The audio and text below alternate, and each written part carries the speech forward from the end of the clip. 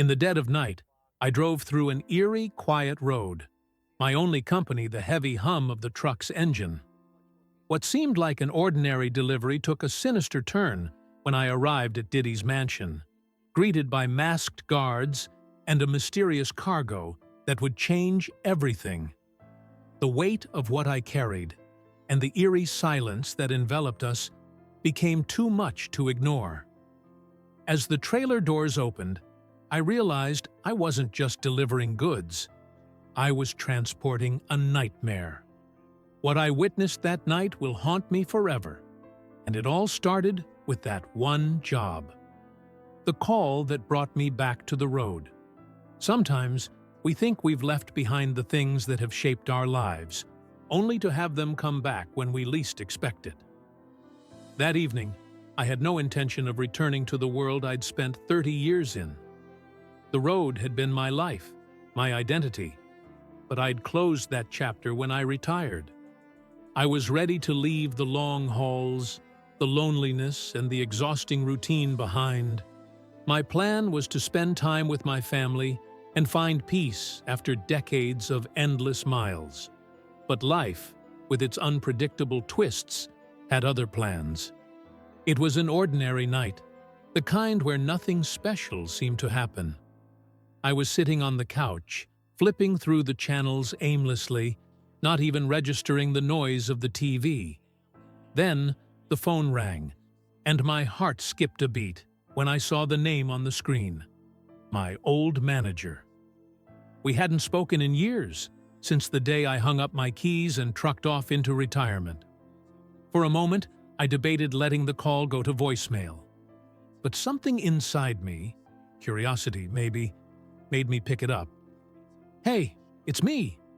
My manager's voice came through the line, calm yet carrying an unmistakable urgency.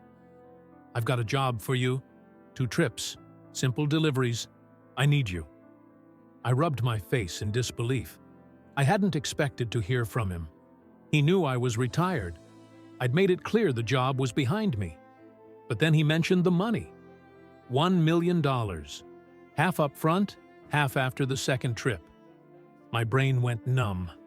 I'd never made anything close to that amount, even in the prime of my career. I could barely process the numbers as they rang in my ears. The thought of turning it down crossed my mind, but the money was too good to ignore. I'd been living comfortably since retirement, but a sum like that, it was life-changing. The fact that my old manager was still calling me after all these years, he wasn't the type to ask for favors unless it was serious. And then he dropped the name, Diddy. I didn't know much about celebrities. I wasn't a Hollywood guy, but even I knew that name. Diddy was a big shot, someone with connections that stretched across industries. The opportunity was too big to pass up. My initial hesitation crumbled, and I agreed to take the job. The first leg of the journey: unease and unanswered questions. 2 days later, I found myself standing outside a massive facility in Detroit, the chill of the early morning air cutting through my jacket as I surveyed the truck. It was huge, big rig style, gleaming under the streetlights as if it had just been polished.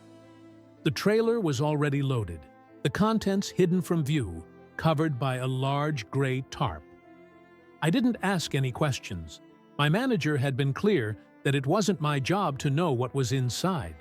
My partner for this job was a younger guy, in his 30s, with a sharp, no-nonsense attitude. He didn't waste time with pleasantries. We exchanged names quickly, and then my manager pulled me aside to go over the rules. At first, everything seemed routine. Then he told me the first rule: no matter what, we were not to open the trailer. The tone in his voice made it clear he wasn't joking. I wasn't exactly thrilled with this. I'd hauled all sorts of things in my time, but I'd always known what I was carrying. It was just part of the job. But this was different. My manager's eyes bored into me as he emphasized that I wasn't to ask any questions. Whatever was in that trailer had to stay sealed. The second rule was even stranger.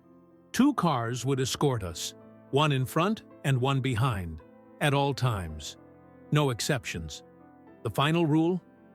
We were to hand over our phones to the security team before we even left the yard. I hesitated for a moment, but my manager simply shrugged and said the client, Diddy, didn't want distractions. He reminded me about the money again. A lot of money. Enough to make all the oddities and questions disappear, at least for the time being. I handed over my phone, climbed into the truck, and started the engine. The hum of the diesel engine brought back memories of long nights on the road, of pulling over for a quick coffee in some sleepy town. My partner settled into the passenger seat, map in hand, eyes darting over the route. The first few hours of the trip were uneventful, nothing more than the hum of the engine and the rhythm of the road. The radio played softly in the background, classic rock songs filling the silence. But then, as the night deepened, something began to nag at the back of my mind. A sound. At first it was faint, like a distant whisper.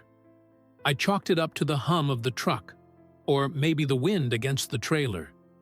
But then it grew louder, more distinct. A rhythmic knocking, like someone or something was banging on the walls of the trailer. I glanced over at my partner.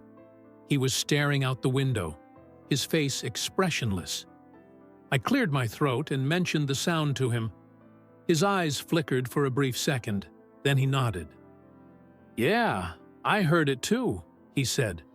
"Probably just the load shifting. We're in the middle of nowhere. Sounds like that aren't unusual out here." His words didn't reassure me. In fact, they made the hairs on the back of my neck stand up. But I didn't push the issue. We stopped at a truck stop to switch drivers, and I tried to ignore the nagging feeling in my gut. I grabbed a quick meal, trying to clear my head, but even as I climbed into the back of the cab to try and get some rest, the sound haunted me. The mansion. Unease turns to fear. We eventually reached our destination just as the sun began to rise, casting a warm, golden light over the mansion before us. It was unlike any estate I'd ever seen. Towering gates, perfectly manicured lawns, and security guards patrolling every corner. The place felt more like a fortress than a home. We were instructed to pull in and wait. As the guards took over and drove the truck into the mansion's loading dock, we were told to remain outside. The silence of the morning air pressed in on me, making my skin crawl. My mind raced with questions. What was in that trailer? Why all the secrecy? I needed to know, and I wasn't going to get the answer standing outside, feeling like a stranger in a strange place. I asked one of the guards if I could use the bathroom. At first, he refused, but after some pleading, he relented and led me inside the mansion. The interior was lavish, yes, but it felt cold, sterile. The kind of place where money didn't just buy comfort, it bought control. Inside the bathroom, I saw a small window in the corner, almost hidden by the shadows. I glanced out of it, and my heart dropped. 2 guards were carrying a massive container, the kind that should have been used for shipping supplies, not something or someone human. And that sound, the knocking. It was coming from the trailer. I froze, the truth hitting me like a slap in the face. The containers weren't just filled with cargo. They were filled with people, or something else entirely. The thought made my stomach churn. But as I scanned the bathroom, my eyes caught something else. Something that sent a chill down my spine. A camera. High on the wall, watching me. I didn't know what was worse. The realization that someone was watching my every move, or the fact that I had just discovered the dark truth about what was going on inside that mansion. The second leg. A simple task that feels anything but. When I returned to my partner, I shared what I had seen. His face went pale, and for the first time, I saw fear in his eyes. But before we could take any action, the truck was returned to us, and we were instructed to take it to another facility. The check they handed us, $500,000, momentarily dulled the horror of what we had just uncovered. We left the mansion in silence, the unease from the first delivery still hanging heavy between us. This time, the job was supposed to be easy. Pick up another truck and return it to the mansion. But the weight of what we had witnessed made the road feel like a never-ending stretch of uncertainty. And as I gripped the wheel, the nagging thought returned. What had we really been transporting? What had Diddy been involved in? And most importantly, who would stop at nothing to keep these secrets buried? A quiet unease sets in. After completing the first leg of the journey, something felt off. The air inside the cab of the truck was thick with a tension that seemed to grow heavier with every passing mile. My partner, who had been nonchalant up until then, was now noticeably uneasy. His grip on the armrest of his seat was firm, and his knuckles were white against the worn leather. Every so often, I noticed him glancing at the rearview mirrors, his eyes darting back and forth as if he were trying to detect something or someone lurking behind us. It was an uncomfortable sight. The reason for his sudden change in demeanor became clear when I realized the escort vehicles had not left us. Those sleek black cars, which had followed us at a distance throughout the first leg of the trip, were still there. They were moving in perfect synchronization, one car ahead of us and one trailing just behind. Their dark, tinted windows concealed the faces of the occupants, and though their presence was intended to be reassuring, I felt no comfort from them. In fact, it felt like the very essence of oppression. They were a constant reminder that we were being watched, observed, and possibly even monitored more closely than I could comprehend. Every mile, every turn of the wheel, every little movement we made was under scrutiny. The monotonous rhythm of the tires rolling over the road should have been a comfort, but instead, it only accentuated the heaviness in the air. I tried to distract myself, to shut out the creeping dread that was settling in my bones, but it was impossible. There was something about the escort cars, their eerie, silent presence, that kept my mind on edge. Arriving at the facility, eventually, we reached the next facility. As we pulled into the yard, I could feel the weight of the moment pressing in on me. The second truck awaited us, parked and ready to go, its presence almost identical to the first. From a distance, I could sense an unsettling aura surrounding it. Something I couldn't quite place, but could feel deep in my gut. The guards who greeted us were just as cold and robotic as the last time, moving with the same precision, the same efficiency. It was as if they were on a mission, each step choreographed and calculated to perfection. They handed us the keys without a word. The brief, gloved handoff sent a chill through my body. I could almost feel the weight of the situation in that single moment, a weight that seemed to press down on me from all directions. One of the guards nodded briefly, acknowledging us, but that was it. No pleasantries, no attempts at conversation. Just a cold, impersonal exchange. As they disappeared into the shadows, I climbed into the cab, my legs feeling heavier than they should.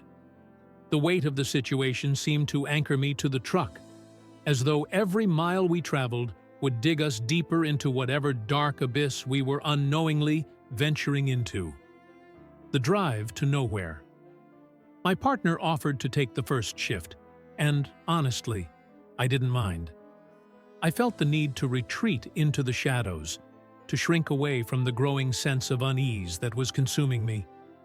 As he adjusted his seat and fired up the engine, I sank into the passenger seat, my back pressed against the worn upholstery, but my body felt stiff, as if every muscle had been frozen in place.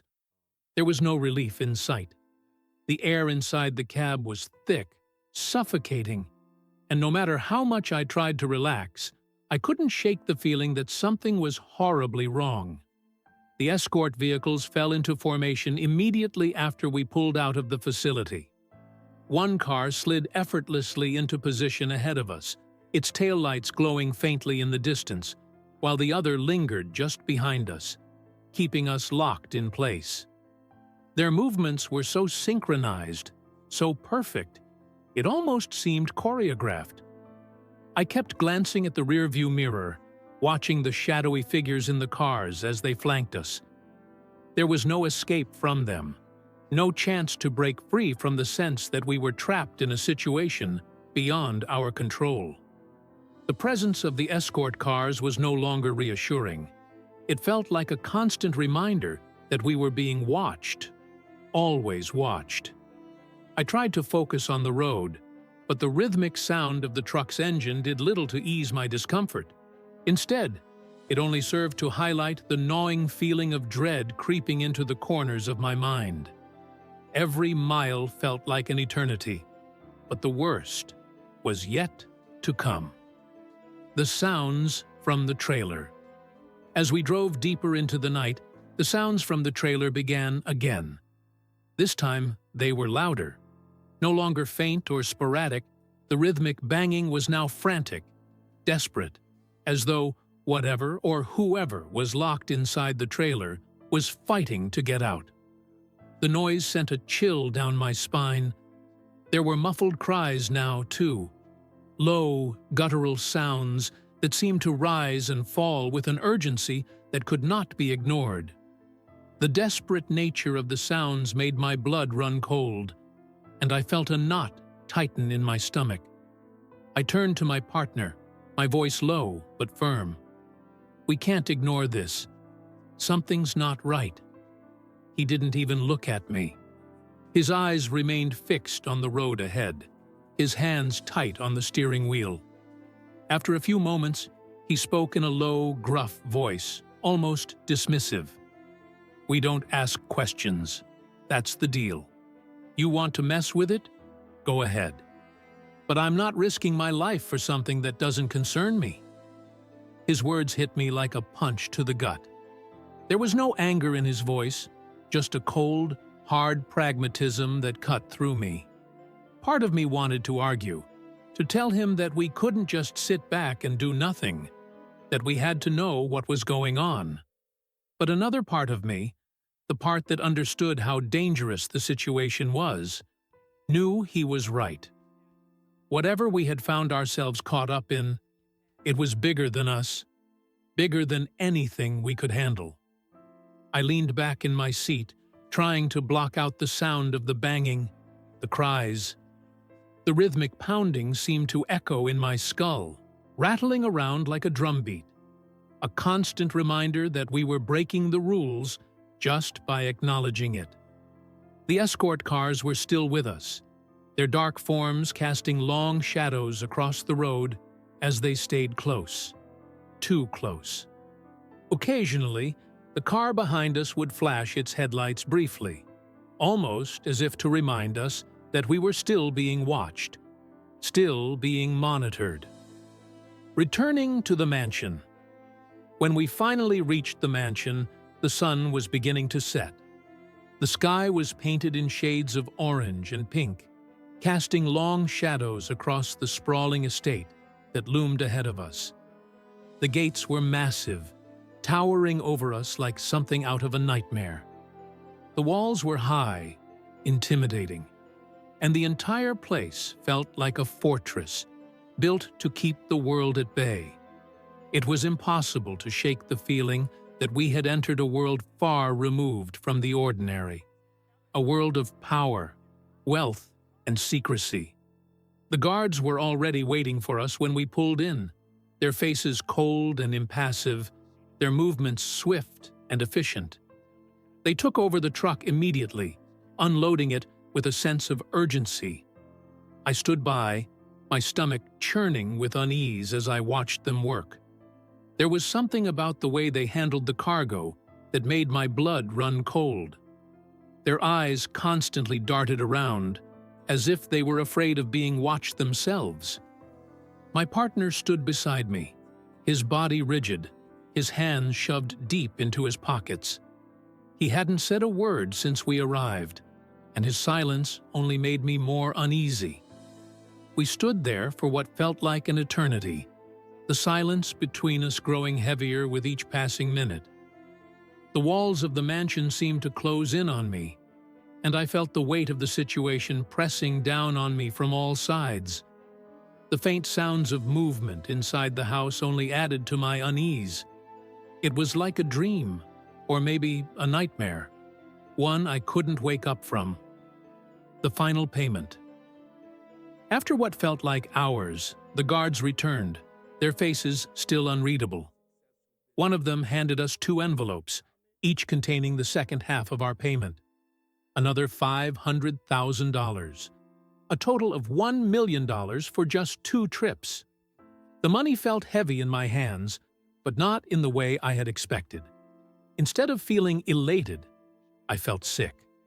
The money felt tainted, like it was soaked in the guilt and fear of whatever we had just transported.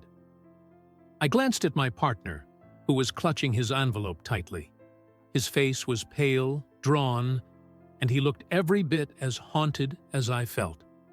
"We're done, right?" I asked, my voice barely above a whisper. He nodded without saying a word. His expression didn't change. "Yeah," he said softly. "We're done." The drive home. We climbed into the truck, ready to head back to the facility in Detroit. The journey back should have been a relief, but instead, it felt like the beginning of something even darker. The 2 escort cars that had flanked us during the first trip, the ones that had accompanied us to the facility earlier, were now gone. Their absence was stark, almost jarring. Without them, the drive felt eerily quiet, as if we had been abandoned in the middle of nowhere. The truck, now empty of cargo, felt lighter, but that only made the journey more unsettling. The engine hummed louder, the rhythmic sound of the tires on the pavement more pronounced. The oppressive silence that had settled in the cab felt suffocating, like the weight of the entire ordeal was pressing down on me. My partner remained unusually quiet, his eyes fixed on the road ahead, his hands gripping the wheel tightly. I could tell he was just as shaken as I was, but neither of us dared to speak. What could we even say? The job was done. The money was in our hands. But the questions, the doubts, the lingering sense of dread remained. When we finally reached the facility, it was nearly midnight. The floodlights cast harsh, cold shadows across the parking lot. The guards were waiting for us, their faces expressionless as they took the truck without a word. The entire exchange felt mechanical, impersonal, as if we were nothing more than pieces in a much larger game. A silent departure. We signed the final paperwork, each of us acknowledging our completion of the job. There was nothing more to say, nothing left to do. My partner extended his hand, his grip firm but brief. "Take care," he said, his voice low, strained. "You too," I replied, nodding. He turned and walked away without looking back. I stood there for a moment, watching him go, before I made my way to my own car. The drive home was long and silent. The streets were empty, the city asleep under the cover of darkness. The envelope sat on the passenger seat beside me, its weight a constant reminder of what had transpired. As I drove through the empty streets, I couldn't shake the feeling that something had changed in me, that I had crossed a line I could never return from. The money, the silence, the unanswered questions, all of it lingered in the back of my mind, like a shadow that would follow me for the rest of my life.